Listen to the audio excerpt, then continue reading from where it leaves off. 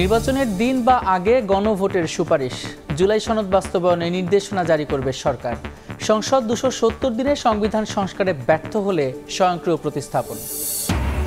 নভেম্বরে গণভোট চায় জামায়াত, নির্বাচনের দিন ছাড়া মানবে না বিএনপি। অটো পাসের মতো সংবিধান সংশোধনে আপত্তি, সনদে রাষ্ট্রপতি সই না মানার ঘোষণা এনসিপির। 250 আসনে বিএনপির প্রার্থী প্রায় চূড়ান্ত, 2-3 দিনের মধ্যেই গ্রিন সিগন্যাল দেবে হাইকমান্ড। ঐক্য ধরে রেখে ধানের শীষের বিজয়ে নেতাকর্মীদের কঠোর বার্তা। নির্বাচন বিতর্কিত করতে পারে এমন পর্যবেক্ষক আনতে চায় না সরকার, জানালেন পররাষ্ট্র উপদেষ্টা। বিগত 3 নির্বাচন নিয়ে দিল্লিকে প্রশ্ন না করায় সাংবাদিকদের ওপর ক্ষোভ। এবং শিকল লাগিয়ে নিজেই অপহরণের নাটক সাজান গাজীপুরের ইমাম।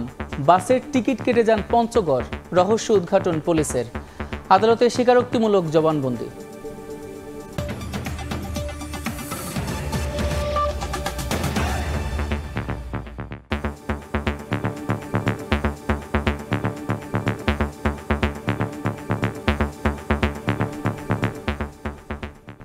প্রবাসের সময় সঙ্গে আছি আমি সাদিক হাসান ইমন।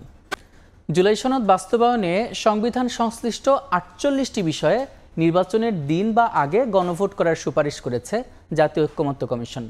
মঙ্গলবার দুপুরে প্রধান উপদেষ্টার কাছে সুপারিশমালা হস্তান্তরের পর ব্রিফিংয়ে কমিশনের সহসভাপতি আলী রিয়াজ জানান, আগামী সংসদ নিয়মিত কাজের পাশাপাশি প্রথম 270 দিন সংবিধান সংস্কার পরিষদ হিসেবেও কাজ করবে। এই সময়ের মধ্যে গণভোটে পাশ হওয়া বিষয়গুলো সংবিধানে অন্তর্ভুক্ত করবে সংসদ। এতে ব্যর্থ হলে সংবিধানে স্বয়ংক্রিয়ভাবে যুক্ত হবে প্রস্তাবগুলো।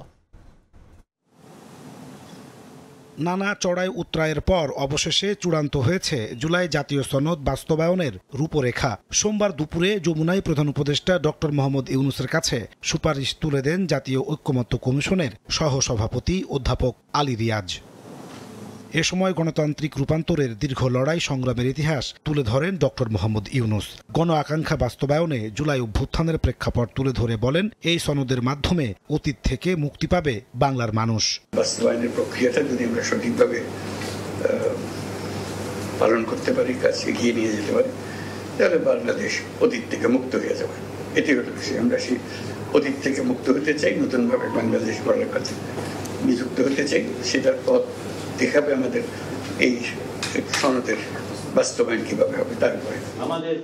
পরে ফরেন সার্ভিস একাডেমিতে সংবাদ সম্মেলনে কমিশনের সহসভাপতি জানান, জুলাই সনদ বাস্তবায়নে সংবিধান সংশ্লিষ্ট 48টি বিষয়ে আদেশ জারির সুপারিশ করা হয়েছে। এই আদেশের অধীনে হবে গণভোট, যা জাতীয় নির্বাচনের দিন অথবা আগে হবে। তবে গণভোটে উল্লেখ থাকবে না নোট অব ডিসেন্ট। সরকারের এই আদেশে অধীনে সরকার একটি গণভোটের আয়োজন করবেন। গণভোট অনুষ্ঠানের ব্যাপারে আমরা কমিশনের পক্ষ থেকে সরকারকে কোনো সুনির্দিষ্ট সময় বেঁধে দেইনি। আমরা বলেছি যে সরকার এই আদেশ জারির পর থেকে নির্বাচনের দিন পর্যন্ত যে কোনো সময়ে তারা এইটা করতে পারবেন। আগামী সংসদকে দ্বৈত ভূমিকা দেওয়ার সুপারিশ করে আলী রিয়াজ জানান, আগামী সংসদ প্রথম 270 দিনে ব্যর্থ হলে সংবিধানে স্বয়ংক্রিয়ভাবে প্রতিস্থাপিত হবে প্রস্তাবগুলো। ত্রয়োদশ জাতীয় সংসদ একই সঙ্গে সংবিধান সংস্কার পরিষদ এবং জাতীয় সংসদ হিসেবে কার্যকর থাকবে।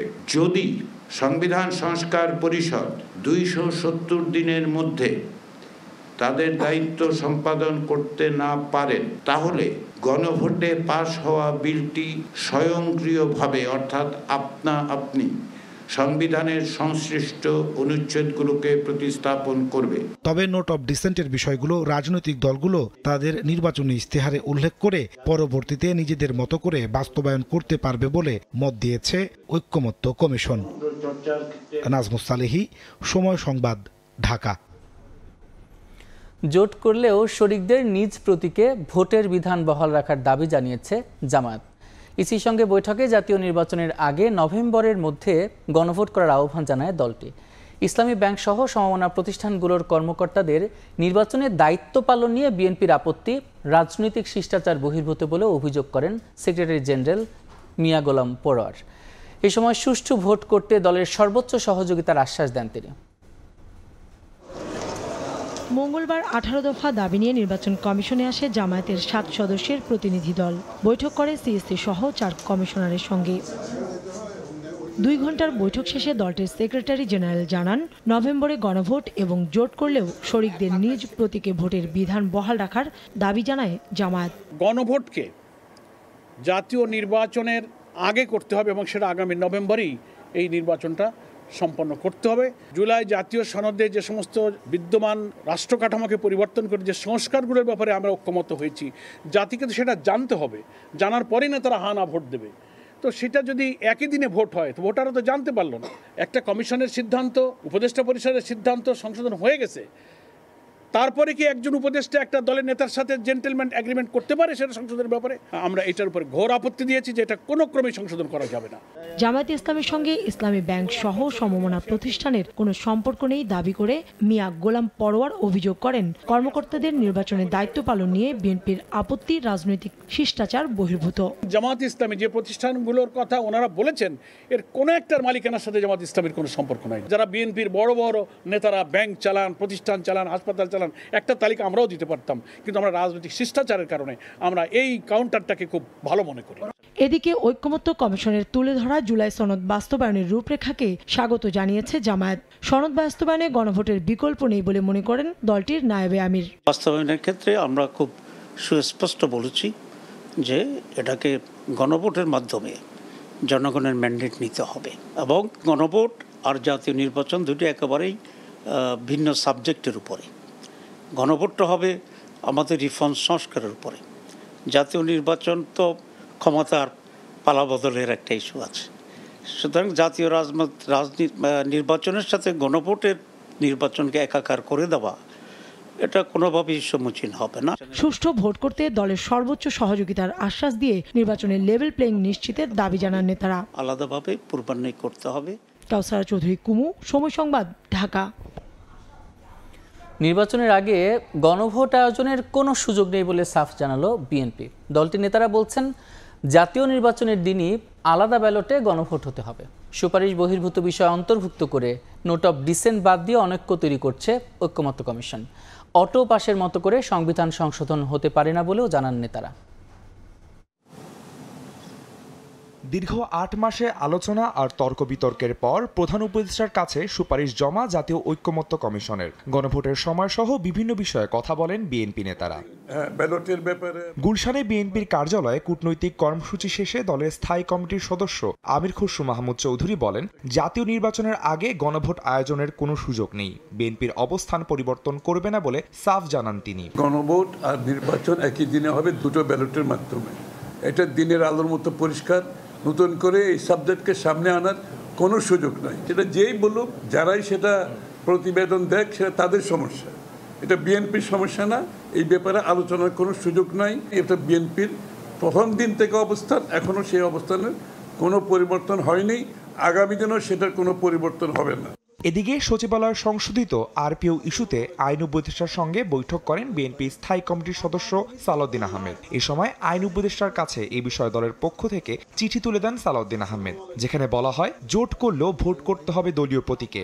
আরপিওর 20 অনুচ্ছেদের এমন সংশোধনী গ্রহণযোগ্য নয় এবং বিএনপি এর সঙ্গে একমত নয় বলে চিঠিতে উল্লেখ করে 20 অনুচ্ছেদের পূর্বের বিধান বহাল রাখার বিষয়ে ব্যবস্থা গ্রহণের অনুরোধ জানায় বিএনপি। পরে সাংবাদিকদের সালাউদ্দিন আহমেদ জানান, পরীক্ষার অটোপাসের মতো করে সংবিধান সংশোধন হতে পারে না। সুপারিশ বহির্ভূত বিষয় অন্তর্ভুক্ত ও নোট অফ ডিসেন্ট বাদ দিয়ে অনৈক্য তৈরি করছে জাতীয় ঐক্যমত্য কমিশন। স্বাক্ষরিত সনদের বহির্ভূত পরামর্শ বা সুপারিশ বহির্ভূত অনেক আদেশের যে সংযুক্ত করা হয়েছে, বিস্ময়করভাবে আজকে যে সংযুক্তিগুলো দেয়া হলো সুপারিশ মালার সাথে, সেখানে এই নোট অফ ডিসেন্টের কোনো উল্লেখ নাই। তারা একটা টাইম লিমিট নির্ধারণ করে দিয়েছেন যে 270 দিন পঞ্জিকা দিন, মানে ক্যালেন্ডার ডেজ এর মধ্যে সংস্কার প্রস্তাবগুলো গৃহীত না হলে অটোমেটিক সেটা সংবিধানে সংযুক্ত হবে।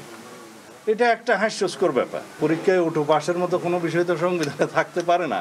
আইনি ও সাংবিধানিক ভিত্তি বিবেচনায় সরকারের একটি সিদ্ধান্ত আসবে বলে প্রত্যাশা বিএনপির। তারা জাতীয় ঐক্যমত্য প্রতিষ্ঠার বদলে জাতীয় অনৈক্য প্রতিষ্ঠার একটা প্রচেষ্টা গ্রহণ করেছে। আদনান তুর্য, সময় সংবাদ, ঢাকা। জুলাই জাতীয় সনদ বাস্তবায়নের সুপারিশকে স্বাগত জানালেও ভাষাগত জটিলতা দেখছে এনসিপি। এ কারণে পর্যালোচনা করে বুধবারের মধ্যে সই করার ব্যাপারে সিদ্ধান্ত নেবে দলটি। রাজশাহীতে সাংবাদিকদের একথা জানান এনসিপির উত্তরাঞ্চলের মুখ্য সংগঠক সার্জিস আলম। দলটির আহ্বায়ক নাহিদ ইসলাম বলেন, জুলাই সনদ বাস্তবায়নের আদেশে সই করতে হবে প্রধান উপদেষ্টাকে। রাষ্ট্রপতি সই করলে তা সংবিধানের সঙ্গে সাংঘর্ষিক হবে।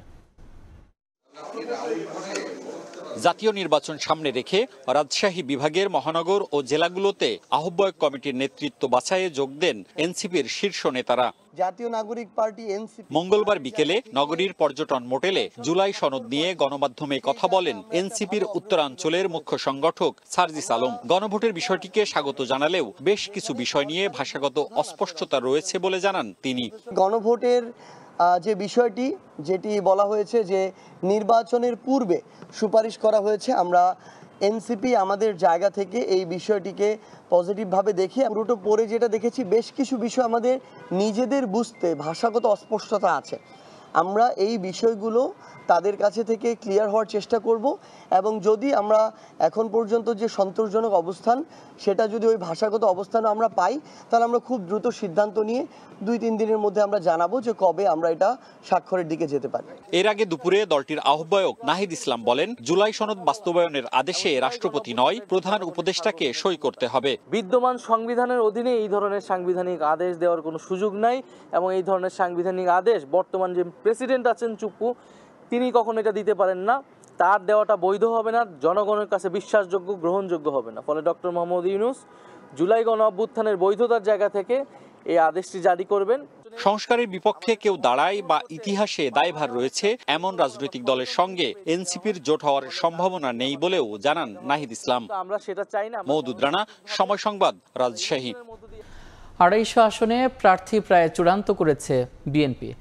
2-3 দিনের মধ্যেই মনোনীতদের গ্রিন সিগন্যাল দেবে হাইকমান্ড। দলটির নেতারা বলছেন, মাঠ দখলে রাখতেই এই উদ্যোগ, আর ঐক্য ধরে রেখে ধানের শীষের বিজয় নিশ্চিত করতে নেতাকর্মীদের কঠোর বার্তা দিয়েছেন শীর্ষ নেতারা। বলেন, ঐক্য বিনষ্ট হলে সংকটে পড়বে দল। আহমেদ সালেহিনের রিপোর্ট। নেতাকর্মীদের উপস্থিতিতে সরগরম গুলশান, উচ্ছ্বাস আনন্দ যেন সবার চোখে মুখে। চেয়ারপারসনের কার্যালয়ে বিএনপির হাইকমান্ডের সঙ্গে 8টি বিভাগের মনোনয়ন প্রত্যাশীদের কয়েকদিনের সাক্ষাৎকার শেষ হয় সোমবার। শীর্ষ পর্যায় থেকে আসে নানা নির্দেশনাও। মনোনয়ন প্রত্যাশীরা জানান, ভারপ্রাপ্ত চেয়ারম্যানের বার্তা একটি, ঐক্য ধরে রাখতে হবে কর্মীদের। মানুষের কাছে ধানের শীষের ইমেজ ধরে রাখতে সজাগ থাকার আহ্বান ছিল তারেক রহমানের। আগামী নির্বাচনকে সামনে রেখে আমরা প্রত্যেকটি নেতৃবৃন্দ ধানের শীষের পক্ষে, বিএনপির পক্ষে, জিয়া পরিবারের পক্ষে কিভাবে ঐক্যবদ্ধভাবে কাজ করতে পারি সেই নির্দেশনাগুলো তিনি দিয়েছেন। প্রত্যাশা করেছেন ঐক্যবদ্ধভাবে ধানের শীষের পক্ষে, বিএনপির পক্ষে যাতে কাজ করি। দীর্ঘ সময় এই দলে কাজ করতেছে যোগ্য লোক আছে, কিন্তু আমি তো সবাইকে দিতে পারবো। দল ক্ষমতায় আনতে পারেন তাইলে আপনাকেও মূল্যায়নে অনেক সুযোগ থাকবে। শুধু এমপি বানাইতে হবে এমন তো কোনো কথা না। একজনকে দেওয়ার মাধ্যমে তাকে নিয়েই যাতে আমরা নির্বাচনী বৈতরণীটা পার হই। বিএনপির নীতি নির্ধারণী ফোরামের সদস্য অবসরপ্রাপ্ত মেজর হাফিজউদ্দিন আহমেদ বলেন, বিভেদ ঠেকানো এবং স্বতন্ত্র প্রার্থী যেন কেউ না হয়, বিষয়গুলো নিয়েই সম্ভাব্য প্রার্থীদের সঙ্গে বৈঠক করেছে হাইকমান্ড।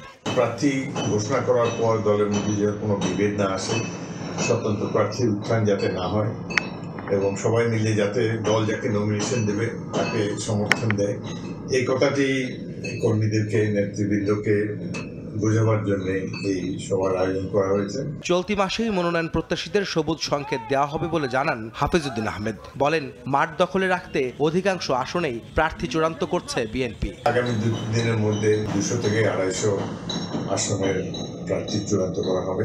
ইতিমধ্যে যেহেতু মাঠে আছে অন্যান্য দলের প্রার্থীরা, বিএনপি এখনো পূর্ণ শক্তিতে মাঠে নামতে পারেনি, সেই জন্য আমরা বলেছি যে দ্রুত অন্তত 200 আসনে দ্রুত মনোনয়ন চূড়ান্ত করার জন্য, যাতে এই 200 আসনে আমাদের প্রার্থীরা প্রচারণা চালাতে পারে, মাঠ যাতে সংগ্রাম থাকে। দলের সিদ্ধান্তের বাইরে কেউ গেলে কঠোর ব্যবস্থা নেওয়ার হুঁশিয়ারি দিয়েছে বিএনপির হাইকমান্ড। আহমেদ সালেহিন, সময় সংবাদ, ঢাকা। নির্বাচন বিতর্কিত করতে পারে এমন পর্যবেক্ষক আনতে চায় না সরকার। মঙ্গলবার দুপুরে পররাষ্ট্র মন্ত্রণালয়ে সংবাদ সম্মেলনে এমনটাই জানান উপদেষ্টা তৌহিদ হোসেন। নির্বাচনকালীন বিদেশি পর্যবেক্ষকদের আমন্ত্রণের বিষয়টি ইসি দেখভাল করবে বলেও জানান তিনি। এ সময় আওয়ামী লীগের আমলের ৩ নির্বাচন নিয়ে দিল্লিকে প্রশ্ন না করায় ক্ষোভ প্রকাশ করেন উপদেষ্টা। জাতীয় সংসদ নির্বাচনের সময় যত এগিয়ে আসছে তত আলোচনায় বিদেশি পর্যবেক্ষক প্রসঙ্গ। এখন পর্যন্ত পর্যবেক্ষক পাঠাতে আগ্রহ দেখিয়েছে যুক্তরাষ্ট্র এবং ইউরোপীয় ইউনিয়ন।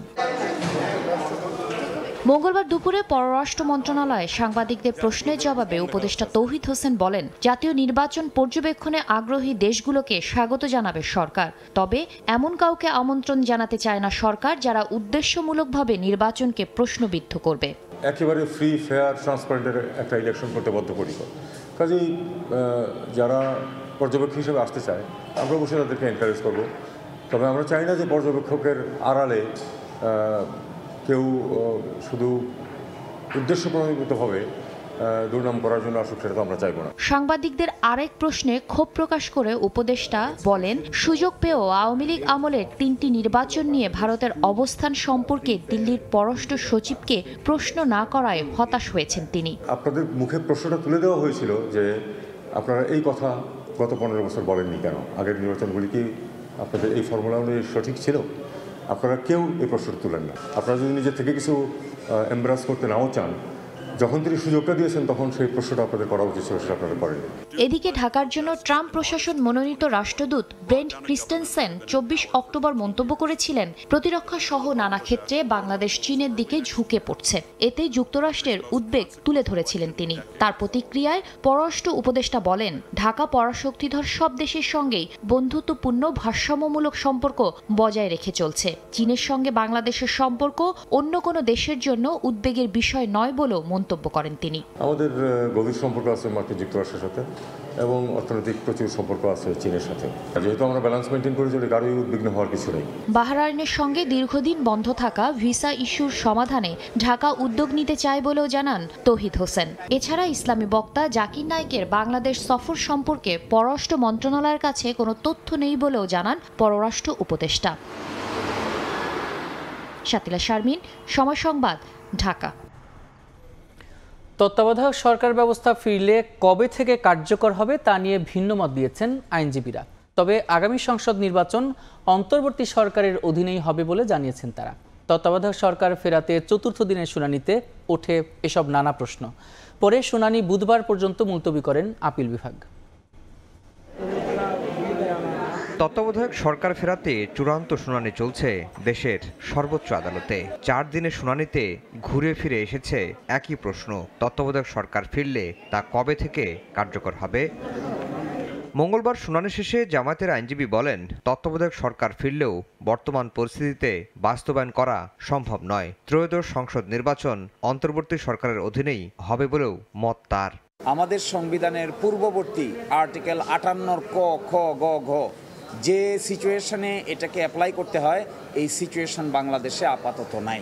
এই নির্বাচন ত্রয়োদশ সংশোধনীতে উল্লেখিত যে তত্ত্বাবধায়ক সরকার ব্যবস্থা আছে, ওই ব্যবস্থায় হওয়ার কোনো সম্ভাবনা আমরা দেখছি না।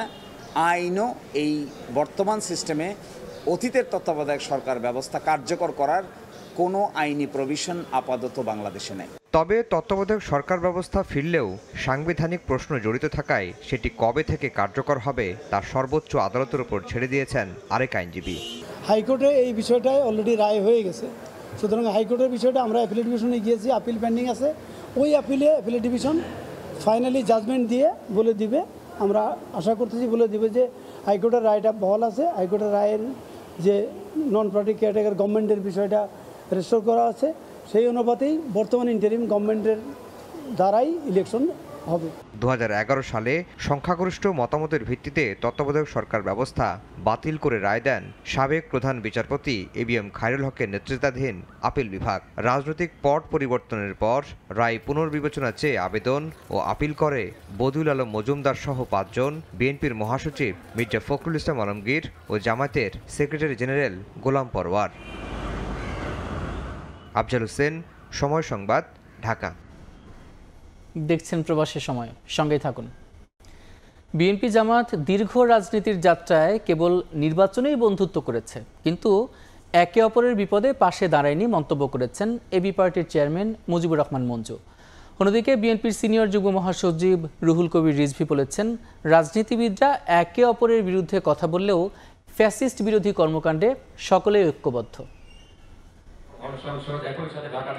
2006 সালের 28 অক্টোবর রাজপথে আওয়ামী লীগের লগি বৈঠা তাণ্ডবের ভয়াল স্মৃতি স্মরণে মঙ্গলবার ঢাকা বিশ্ববিদ্যালয়ে আলোচনা সভার আয়োজন করে ডাকসু। এতে যোগ দেন বিএনপি, জামাত সহ বিভিন্ন রাজনৈতিক দলের নেতাকর্মীরা। এ সময় বিএনপির সিনিয়র যুগ্ম মহাসচিব রুহুল কবির রিজভী বলেন, বর্বরতার দিক থেকে শেখ হাসিনা নাৎসিদের ছাড়িয়ে গেছেন, তবে হাসিনার পতনের পর দেশে গণতান্ত্রিক পরিবেশ সৃষ্টি হয়েছে। আওয়ামী লীগের আমলে আমরা ইউনিভার্সিটির ভিতর দিয়ে গেলে পরেও প্রিন্টেড গ্লাসটা তুলে ধরতাম যে কোনো ছাত্রলীগ দেখে ফেললো কিনা, আমাকে অ্যাটাক করে কিনা, একটা ভয়, একটা আতঙ্ক, একটা শঙ্কা, এটা নিয়ে আমাকে ক্যাম্পাসের মধ্যে দিয়ে বা আমাদের মতো অনেক লোককে যেতে হতো, যখন কোনো উপায় থাকতো না। আমি আপনার বিরুদ্ধে বলবো, আপনি আমার বিরুদ্ধে বলবেন, তারপর আমরা চা খাবো একই টেবিলে। এটাই তো হচ্ছে ডেমোক্রেসির বিউটি। এবি পার্টির চেয়ারম্যান মুজিবুর রহমান মঞ্জু বলেন, বিএনপি জামাত একত্রিত হলে আওয়ামী লীগের পরাজয় হয়, আর বিভেদ করলে উত্থান হয়। জামাত এবং বিএনপির এই দীর্ঘ রাজনৈতিক পরিযাত্রায় আমি দেখি ওনারা শুধু নির্বাচনে বন্ধুত্ব করেন, কিন্তু কারো বিপদে কেউ কখনো এগিয়ে আসেন। যখন জামাতের নেতৃবৃন্দের ফাঁসি হয়েছে, বিএনপির কোনো প্রতিবাদ কি আপনারা দেখেছেন? যখন খালেদা জিয়াকে গ্রেফতার করে নিয়ে যাচ্ছে, জামাত বা ছাত্র শিবিরের কোনো মিছিল কি দেখেছেন? জামাত ইসলামীর ঢাকা দক্ষিণের সেক্রেটারি ডক্টর শফিকুল ইসলাম মাসুদ বলেন, বিভেদের রাজনীতি করলে এবার 50 বছরের জন্য দেশ অপশাসনের মুখে পড়বে। আবার যদি সেই আওয়ামী লীগের ফেসিবাদের বক্তব্য, তাদের কথন, তাদের সেই শিখানো বলি যদি আবার আমাদের কারো মুখ থেকে বের হয়, তাহলে আমার মনে হয় শুধু 15 বছর না, আবার আমাদেরকে 50 বছরের জন্য এই বাংলাদেশের এক বিরাট ইতিহাসের করাল গ্রাসে আমাদেরকে পড়তে হতে পারে। ডাকসু আয়োজিত এই আলোচনা সভায় নিহতের পরিবারের স্বজনরাও অংশ নেন। নাইম হাসান, সময় সংবাদ, ঢাকা। জলবায়ু পরিবর্তনের প্রভাব মোকাবেলায় বিশ্ব দরবারে বাংলাদেশকে রাজনৈতিকভাবে সাহসী অবস্থানে যেতে হবে বলে মন্তব্য করেছেন উপদেষ্টা সৈয়দা রিজওয়ানা হাসান। মঙ্গলবার বিকেলে রাজধানীর আগারগাঁওয়ে পরিবেশ অধিদপ্তরে এক আলোচনায় কথা বলেন পরিবেশ, বন ও জলবায়ু পরিবর্তন বিষয়ক উপদেষ্টা। বৈশ্বিকভাবে কার্বন নিঃসরণের ক্ষতি পুষিয়ে উঠতে নিজেদেরকেই শক্ত অবস্থান গড়তে হবে বলে মন্তব্য করেন তিনি। এ ব্যাপারে দেশের মানুষ এবং তরুণ সমাজকে এগিয়ে আসার আহ্বান জানান উপদেষ্টা।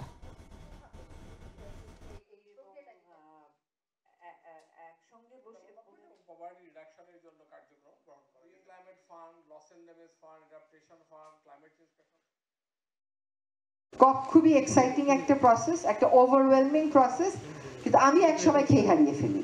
তাই যখন আমি অ্যাক্টিভিস্ট হিসেবেও গেছি তখনও খেয়ে হারিয়ে ফেলেছি, যখন আমি সরকার হিসেবে যাই তখনও খেয়ে হারিয়ে ফেলি। অনেক কথা মাথায় নিয়ে দেশে ফিরি, তারপরে দেখি আর কিছু নাই। এই যে একটা চক্রের মধ্যে আমরা পড়ে গেছি, সেখান থেকে বেরোতে আমার মনে হয় যে পলিটিক্যালি বাংলাদেশকে একটু বোল্ড অবস্থানে যাইতে হবে। বিমানে করে আমরা শারমাল শেখে গেলাম, কতগুলো জার্গন শিখে আসলাম, ইন্টারন্যাশনালি কয়েকজন বন্ধু হইলো, কিন্তু দেশে এসে আর সরকারের মুখোমুখি দাঁড়ালাম না। নিজের দেশের মধ্যেও প্রসেসটাকে কিন্তু চ্যালেঞ্জ করতে আমাদের পারতে হবে।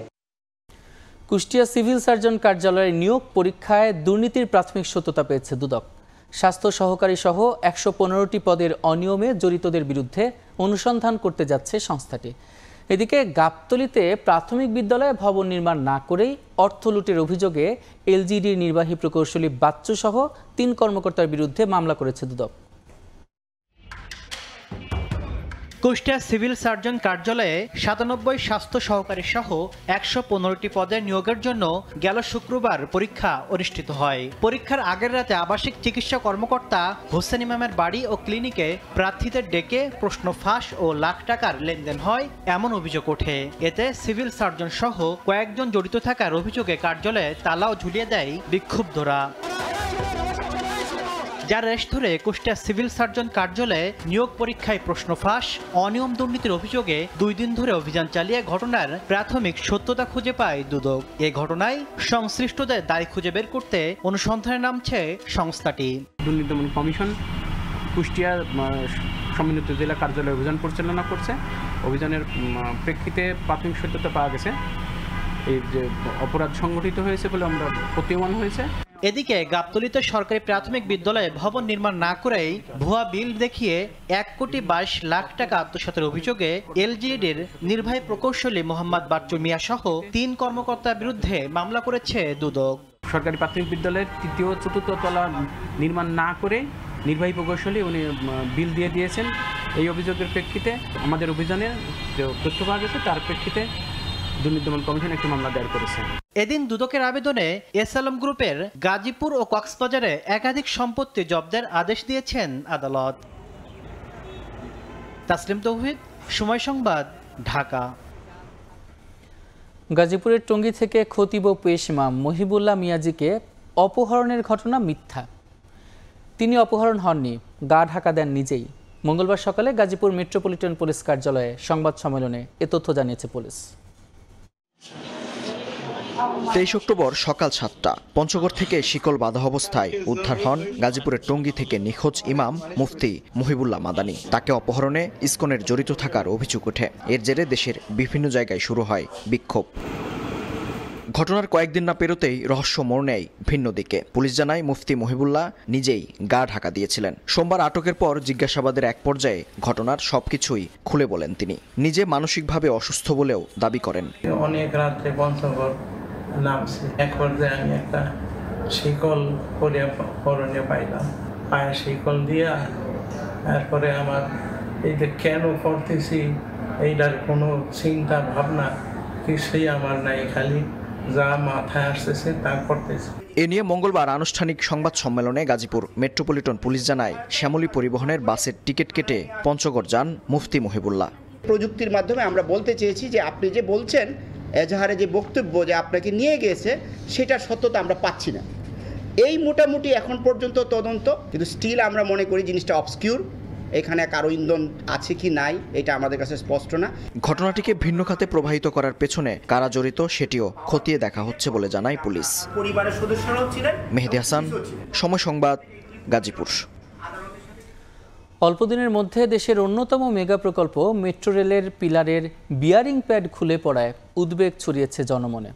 প্রশ্ন উঠেছে এই প্রকল্পে ব্যবহৃত বিভিন্ন সরঞ্জামের মান নিয়ে।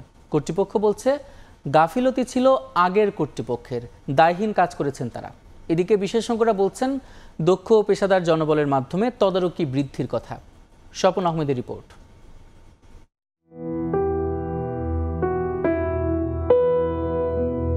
ইচ্ছে তো অনেক, আপাতত যদি জীবন থেকে পালিয়ে যেতে পারতাম। মৃত্যুর কয়েক ঘন্টা আগে নিজের ফেসবুক প্রোফাইলে পোস্টটি করেন আবুল কালাম আজাদ। রোববার সকালে ব্যক্তিগত কাজে নারায়ণগঞ্জ থেকে ঢাকায় আসেন তিনি। ফার্মগেটে মেট্রো রেলের 433 নম্বর পিলারের নিচে এলে একটি বিয়ারিং প্যাড তার উপর পড়ে। ঘটনাস্থলেই মৃত্যু হয় তার। দেশের অন্যতম এই আধুনিক প্রকল্পের পিলার থেকে একটি বিয়ারিং প্যাড খুলে তরতাজা একজন যুবকের প্রাণহানি জনমনে আতঙ্কের সৃষ্টি করছে। একই সাথে প্রশ্ন উঠতে শুরু করেছে এই প্রকল্পে ব্যবহার করা বিভিন্ন উপাদানের মান নিয়েও। ভবিষ্যতে এ ধরনের দুর্ঘটনা এড়াতে কি পদক্ষেপ নিতে যাচ্ছে মেট্রো রেল কর্তৃপক্ষ, পাশাপাশি কি বা বলছেন বিশেষজ্ঞরা? নির্মাণের শুরু থেকেই প্রশ্ন ওঠে মেট্রো রেলের বিয়ারিং প্যাড নিয়ে। 2024 সালের 18 সেপ্টেম্বর প্রথমবার খুলে পড়ে একটি, তবে সেদিন হতাহত ছিল না। বছর না পেরোতেই আবারও বিয়ারিং প্যাড খুলে পড়লে প্রাণহানি হয় যুবকের। ঘটনার পর থেকেই প্রশ্ন উঠেছে মেট্রো রেলে ব্যবহার করা নির্মাণ সামগ্রী ও নির্মাণ কাজ নিয়ে। তবে প্রকল্পের বর্তমান পরিচালক দায় চাপান আগের কর্তৃপক্ষের গায়ে। অভিযোগ করেন পর্যাপ্ত ট্রায়াল ছাড়াই মেট্রো রেল চলাচলের অনুমতি দিয়েছিল তৎকালীন সরকার। ইন্টারন্যাশনাল নর্ম অনুযায়ী 6 থেকে 9 মাস লাগে এই ট্রায়াল রান চালাইতে, আমরা তো 2 মাস করছি, 3 মাস করছি। রোববারের ঘটনায় তদন্ত কমিটি গঠন করেছে মেট্রো রেল কর্তৃপক্ষ। প্রতিবেদন হাতে এলেই কাজ শুরু করবেন বলে জানান প্রকল্পের বর্তমান ব্যবস্থাপনা পরিচালক। বিয়ারিং প্যাড কিন্তু খারাপ না, যেটা ড্যামেজ হলে চেঞ্জ করবই। এদিকে দেশের অন্যতম এই মেগা প্রকল্পের নির্মাণ কাজে সর্বোচ্চ মান বজায় রাখা হয়নি বলেও মনে করেন বিশেষজ্ঞরা। দুর্ঘটনা অংশের নির্মাণ ত্রুটি আছে কিনা তা নিয়েও প্রশ্ন তুলেছেন তারা। মূল কারণটা যদি বের করতে পারি, এটা ডিজাইনে ঘাটতি থাকুক, নির্মাণে ঘাটতি থাকুক, সব কিছুই বের হয়ে আসবে। দুর্ঘটনা এড়াতে কাঠামোগত সংস্কার ও রক্ষণাবেক্ষণের জন্য টেকনিক্যাল ও পেশাদারদের দ্বারা তদারকি বৃদ্ধির তাগিদ দেনও তিনি। স্বপন আহমেদ, সময় সংবাদ, ঢাকা। দেখছেন প্রবাসের সময়, সঙ্গে থাকুন। নিম্নমানের রঙে বিপজ্জনক মাত্রায় সীসার উপস্থিতি তৈরি করেছে মারাত্মক স্বাস্থ্য ঝুঁকি। বিশেষ করে শিশুদের মস্তিষ্কের স্বাভাবিক বিকাশ ও শারীরিক সুস্থতায় মারাত্মক বাধা সৃষ্টি করছে।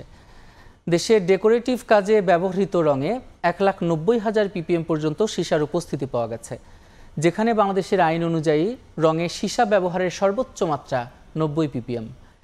এসডোর এক গবেষণায় এসব তথ্য উঠে এসেছে।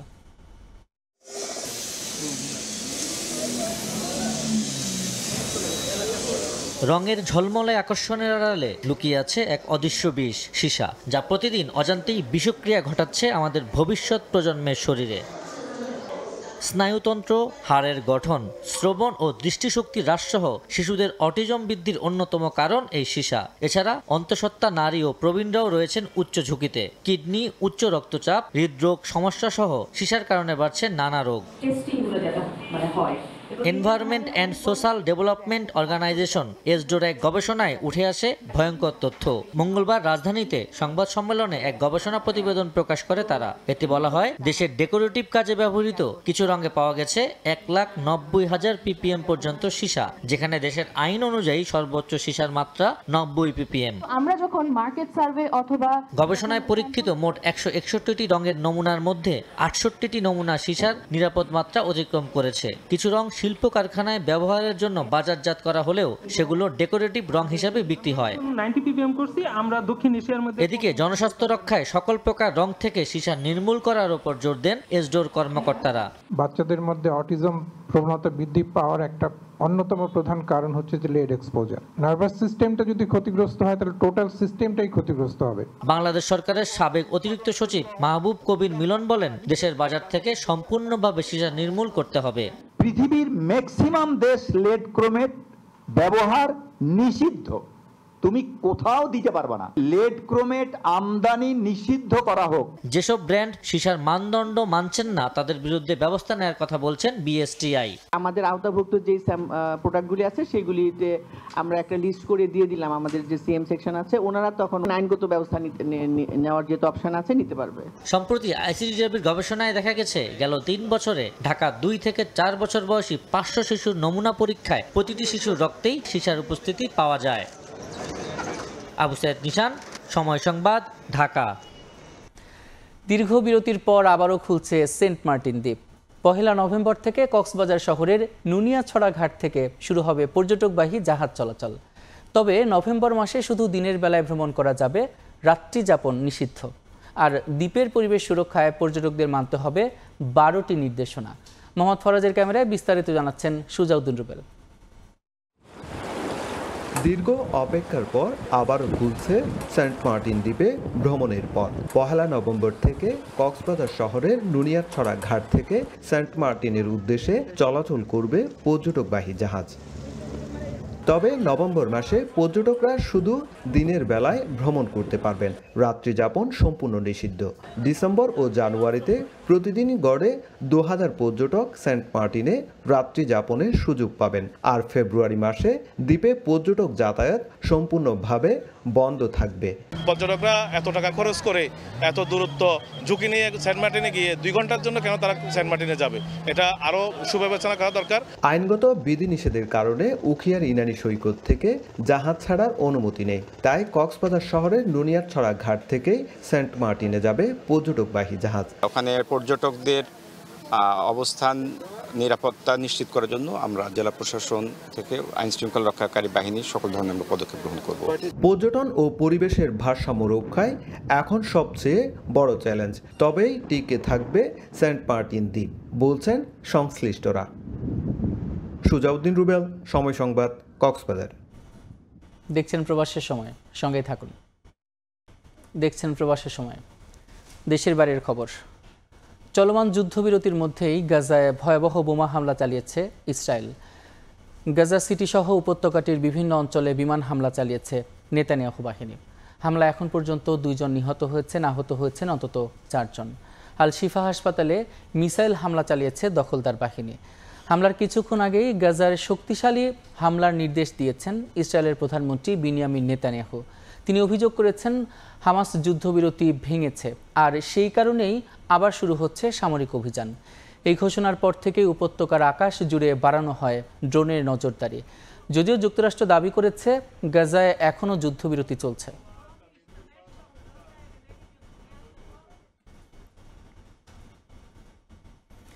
জ্যামাইকার স্থলভাগে আঘাত এনেছে শক্তিশালী হারিকেন মেলিসা।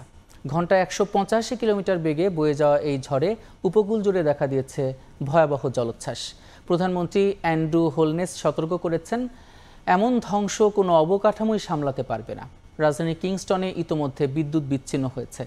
মেলিসার প্রভাবে তীব্র বৃষ্টিপাত ও ঝোড়ো বাতাসে হাইতি, জ্যামাইকা ও ডোমিনিকান রিপাবলিকে 7 জনের প্রাণহানির খবর পাওয়া গেছে। এর আগে কখনোই এ ধরনের প্রবল ঘূর্ণিঝড়ের কবলে পড়েনি জামাইকা। দেশটির ন্যাশনাল হারিকেন সেন্টারের সতর্কবার্তায় বলা হয়েছে, মেলিসা নামের এই ঝড় অত্যন্ত বিপজ্জনক এবং প্রাণঘাতী। ঝড় হঠাৎ থেমে গেলেও বাড়ি থেকে বের না হওয়ার নির্দেশ দিয়েছে স্থানীয় কর্তৃপক্ষ, কারণ বাতাস আবারও প্রবল হয়ে উঠতে পারে।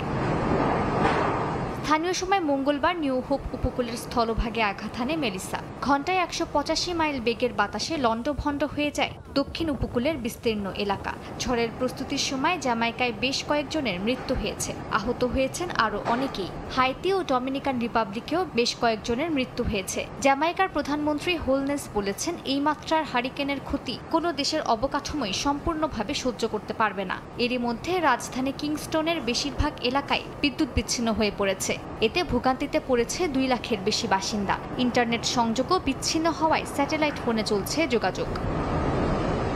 হ্যারিকেন হান্টার নামে পরিচিত মার্কিন বিমান বাহিনীর আবহাওয়া রিকনেসেন্স স্কোয়াড্রন মেলিসার তথ্য সংগ্রহ করেছে। সামরিক ভিডিওতে দেখা যায় এই ঝড়ের প্রবল ঘূর্ণি। এটা 1851 সালের পর জ্যামাইকার উপর সবচেয়ে শক্তিশালী ঝড়ের আঘাত। আবহাওয়াবিদরা সতর্ক করে বলেছেন, দীর্ঘ সময় স্থলভাগে অবস্থান করলে মেলিসা আরও ভয়াবহ হতে পারে। এর প্রভাবে জামাইকার দক্ষিণ উপকূলে 3 মিটার পর্যন্ত জলোচ্ছ্বাস এবং 76 সেন্টিমিটার বৃষ্টিপাতের আশঙ্কা করা হচ্ছে। বিশ্ব আবহাওয়া সংস্থা বলছে এটি দ্বীপ শতাব্দীর সবচেয়ে ভয়ঙ্কর ঝড়। মালিহা সুহরওয়ার্দী, সময় সংবাদ। জার্মানির রাজধানী বার্লিনে বাংলাদেশ জাতীয়তাবাদী যুবদলের 47তম প্রতিষ্ঠাবার্ষিকী পালিত হয়েছে। এ উপলক্ষে সোমবার বার্লিনের রাইনি কেন্ডর্ফের ভিটেনাও এলাকায় স্থানীয় একটি মিলনায়তনে আলোচনা সভার আয়োজন করে জার্মান যুবদল। সভায় বক্তারা বলেন, সাবেক রাষ্ট্রপতি জিয়াউর রহমানের হাতে গড়া যুবদলের আদর্শে উজ্জীবিত হয়ে বিএনপির চেয়ারপারসন খালেদা জিয়া ও ভারপ্রাপ্ত চেয়ারম্যান তারেক রহমানের নেতৃত্বকে শক্তিশালী করতে জার্মান বিএনপি ও যুবদলের নেতাকর্মীরা ঐক্যবদ্ধ। তারা আরও বলেন, আসন্ন জাতীয় নির্বাচনকে সুষ্ঠু ও অবাধ করতে এবং দেশের যে কোনো সংকটে ভূমিকা রাখতে প্রস্তুত প্রবাসী নেতাকর্মীরা। পতিত সরকারের রেখে যাওয়া ধ্বংসস্তূপ থেকে বাংলাদেশের রক্ষারও আহ্বান জানান তারা।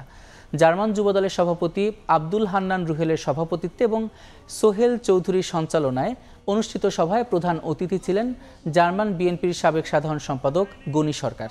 প্রধান বক্তা ছিলেন দলের প্রথম যুগ্ম সাধারণ সম্পাদক মোস্তাক মান্নান।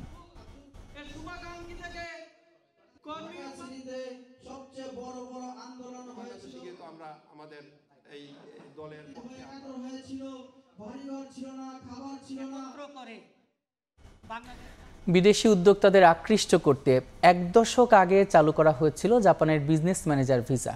তবে সাম্প্রতিক বছরগুলোতে নানা অপব্যবহারের অভিযোগে সেই নিয়ম কঠোর করছে সরকার।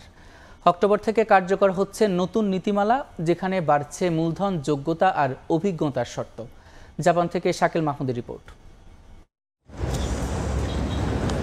জাপানে বিদেশি উদ্যোক্তাদের জন্য চালু হওয়া বিজনেস ম্যানেজার ভিসা এখন নতুন নিয়ম অনুযায়ী এখন থেকে এই ভিসার জন্য আবেদনকারীদের দেখাতে হবে অন্তত 3 কোটি ইয়েন মূলধন, যা আগের তুলনায় প্রায় 6 গুণ বেশি। আগে এই সীমা ছিল মাত্র 50 লাখ ইয়েন বা $33,000। এছাড়া আবেদনকারীর কোম্পানিতে অন্তত একজন পূর্ণকালীন জাপানি কর্মী রাখতে হবে। সেই সঙ্গে উদ্যোক্তার থাকতে হবে অন্তত 3 বছরের ব্যবসা পরিচালনার অভিজ্ঞতা অথবা মাস্টার্স ডিগ্রি। আগে ছিল হচ্ছে আপনি সহজেই বিজনেস ভিসায় যাওয়া যেত, কিন্তু এখন যে নতুন আইন হচ্ছে সেই নতুন আইন অনুযায়ী আরো কঠোর থেকে কঠোর হচ্ছে। বর্তমানে জাপানের বিনিয়োগের শর্তগুলো একটু কঠিন হয়ে দাঁড়িয়েছে, যেখানে 500 মান থেকে এটা পরিবর্তন করে 3 কোটি প্রায় 3000 মান করা হয়েছে, যা আমার মতো শিক্ষার্থীর জন্য এটা কঠিন হয়ে দাঁড়িয়েছে। সরকারি কর্মকর্তাদের মতে আগের সহজ শর্তের কারণে অনেক বিদেশি ভুয়া বা নামমাত্র কোম্পানি দেখিয়ে এই ভিসার সুযোগ নিচ্ছিলেন। ফলে প্রকৃত ব্যবসায়ীদের পাশাপাশি জাপানে বসবাসের উদ্দেশ্যে অনেকে এই সুবিধা ব্যবহার করছিলেন। বিশ্লেষকরা বলছেন, চীনের সামাজিক নিয়ন্ত্রণ ও কঠোর বিধিনিষেধের কারণে অনেক উদ্যোক্তা জাপানের নতুন সুযোগ খুঁজছিলেন, কিন্তু নতুন নীতিতে বিনিয়োগ ও অভিজ্ঞতার বাধ্যবাধকতা বাড়ায় অনেকেই এই নতুন শর্ত পূরণে হিমশিম খাচ্ছেন। তবে বিশেষজ্ঞদের একাংশের মতে এ পদক্ষেপ জাপানের উদ্যোক্তা ভিসা ব্যবস্থা, শৃঙ্খলা ও পেশাগত মান বাড়াবে। সরকার জানিয়েছে, নীতির মূল লক্ষ্য বিদেশি উদ্যোক্তাদের নিরুৎসাহিত করা নয়, বরং প্রকৃত বিনিয়োগকারীদের জন্য আরও টেকসই ও স্বচ্ছ পরিবেশ নিশ্চিত করা। প্রয়োজনে নতুন নিয়ম পরবর্তীতে পর্যালোচনা করা হবে বলেও জানিয়েছেন তারা। টাকা বাড়ানোর বিষয় নিয়ে বিভিন্ন মহলে সমালোচনা থাকলেও কর্তৃপক্ষ দাবি করছে এই পদ্ধতি জাপানের ব্যবসায়িক পরিবেশকে দৃঢ়ভাবে স্থিতিশীল ও নিরাপদ করবে। মোহাম্মদ শাকিল মাহমুদ, সময় সংবাদ, জাপান। দুবাইয়ে শুরু হয়েছে সুগন্ধি ও প্রসাধনী প্রস্তুতকারী প্রতিষ্ঠানের সবচেয়ে বড় আন্তর্জাতিক প্রদর্শনী ওয়ার্ল্ড বিউটি মিডল ইস্ট 2025। এবারের আসরে অংশ নিচ্ছে বিশ্বের প্রায় 3000 প্রতিষ্ঠান। মেলায় যোগ দিয়েছেন কয়েক লাখ ক্রেতা, বিক্রেতা ও দর্শনার্থী। শিবলি আল সাদিকের রিপোর্ট। দুবাই ওয়ার্ল্ড ট্রেড সেন্টারের জ্যাবেল হলে চলছে 3 দিন ব্যাপী world beauty middle east exhibition. এই মেলায় বিশ্বের প্রায় 3000 কোম্পানি তাদের পণ্য ও নতুন উদ্ভাবন প্রদর্শন করছে। এবারের আসরে মধ্যপ্রাচ্য ভিত্তিক বাংলাদেশি সুগন্ধি ও কসমেটিক্স প্রস্তুতকারী শতাধিক প্রতিষ্ঠান অংশ নিয়েছে। আপনি ইন্ডাস্ট্রিয়াল 12-তে আমাদের দোকানে আসতে পারেন। আমরা আপনাকে আপনার প্রয়োজন অনুযায়ী বেশি পরিমাণ দিতে পারি। সব গ্রাহকই আমাদের অর্ডারে সন্তুষ্ট। প্রথম দিন অনেক ভালো সাড়া পাইছি, ইনশাআল্লাহ সামনে আরো 2 দিন আরো ভালো হবে। প্রস্তুতকারকদের দিক থেকে যতটুকু সম্ভব সর্বোচ্চটা দেওয়ার চেষ্টা করি। আমাদের এখানে আসার একমাত্র উদ্দেশ্য হলো আরো বেশি ক্লায়েন্ট পাওয়া। এই পরিস্থিতিতে প্রদর্শনী সবচেয়ে ভালো সুযোগ। মেলায় বিশ্ববিখ্যাত ব্র্যান্ডগুলো তাদের নতুন প্রোডাক্ট উন্মোচন করেছে। বিক্রয় প্রতিনিধিরা জানান, প্রথম দিনেই গ্রাহকদের প্রচুর সাড়া মিলেছে। মরক্কো, ইজিপ্ট, কাতার, বাহরাইন, ওমান, এইসব দেশগুলো থেকে আমার বিউটি ওয়ার্ল্ড এক্সিবিশনে অনেক কাস্টমার আসে এবং ওদের সাথে ভালো একটা বিজনেস হয়ে যায়। মেলায় আগত বিদেশি অতিথিরা বলছেন, মধ্যপ্রাচ্যে পারফিউম সামগ্রীর জনপ্রিয়তা এবং দুবাইয়ের বৈশ্বিক ব্যবসায়িক কেন্দ্র হিসেবে খ্যাতি এই প্রদর্শনীর সফলতার মূল কারণ। বাংলাদেশি কয়েকটি র মেটেরিয়াল ও বোতলজাত কোম্পানি এবার প্রথমবারের মতো নিজেদের পণ্য আন্তর্জাতিক ক্রেতাদের সামনে তুলে ধরেছে। তবে বাংলাদেশের ভিজিট ভিসা বন্ধ থাকায় মেলায় বাংলাদেশি দর্শনার্থীর উপস্থিতি ছিল না। বিশ্বের নামকরা অসংখ্য সুগন্ধি কোম্পানি এই মেলায় এসেছেন তাদের গ্রাহকদের কাছে পণ্যের গুণগত মান এবং পরিচিতি তুলে ধরতে। এই প্রতিযোগিতায় মধ্যপ্রাচ্য ভিত্তিক বাংলাদেশের বেশ কয়েকটি কোম্পানি গ্রাহকদের নজর কাড়তে সক্ষম হয়েছে। শিবলি আল সাদিক, সময় সংবাদ, দুবাই, সংযুক্ত আরব আমিরাত। দেখছেন প্রবাসের সময়, সঙ্গে থাকুন। দেখছেন প্রবাসের সময়।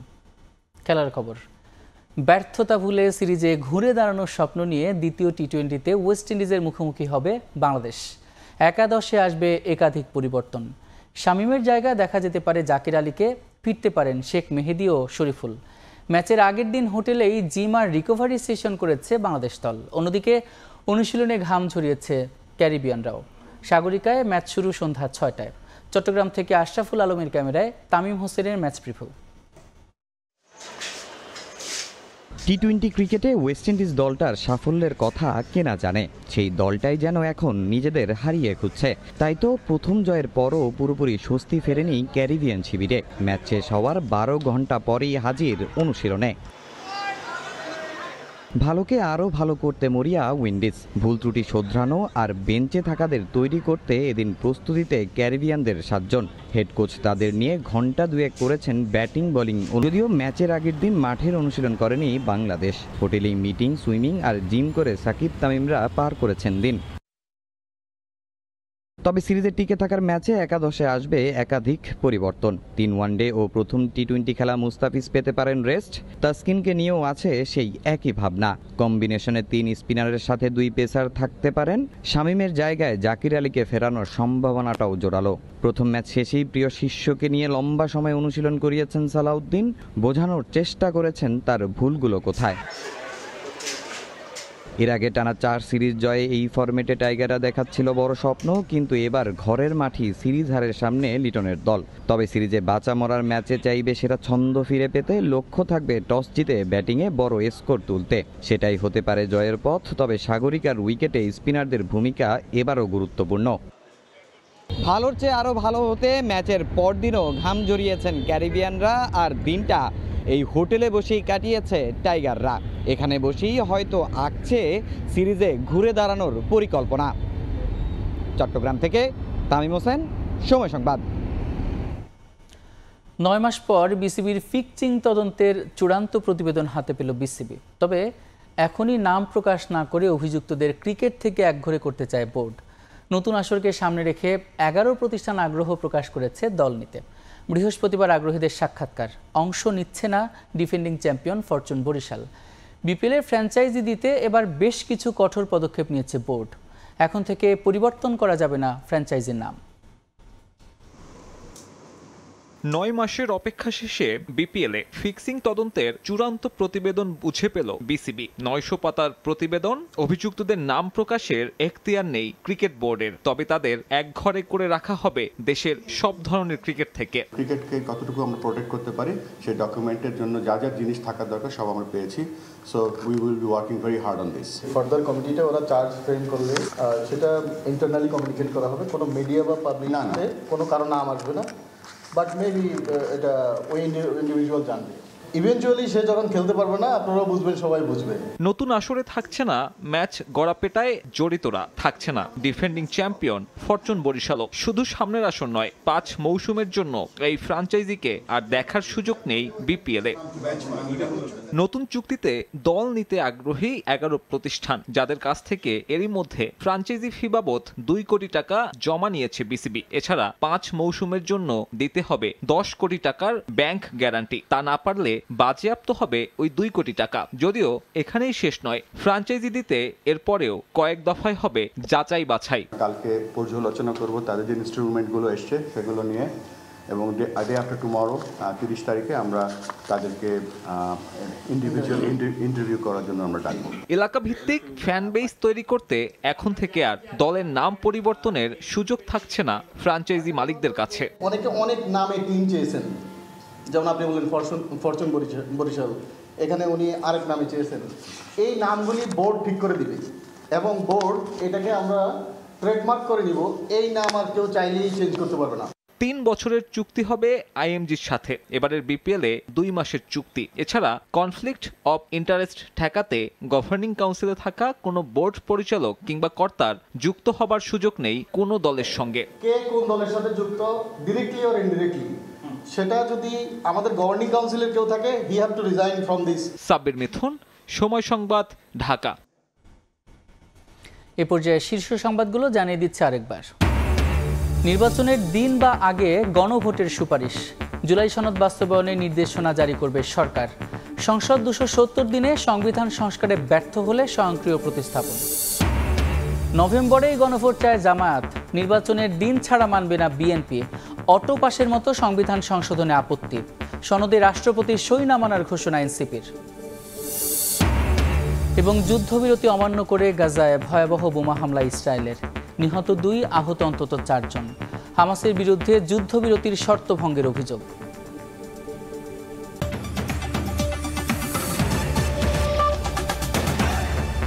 এই ছিল প্রবাসের সময়। সঙ্গে থাকুন সময়।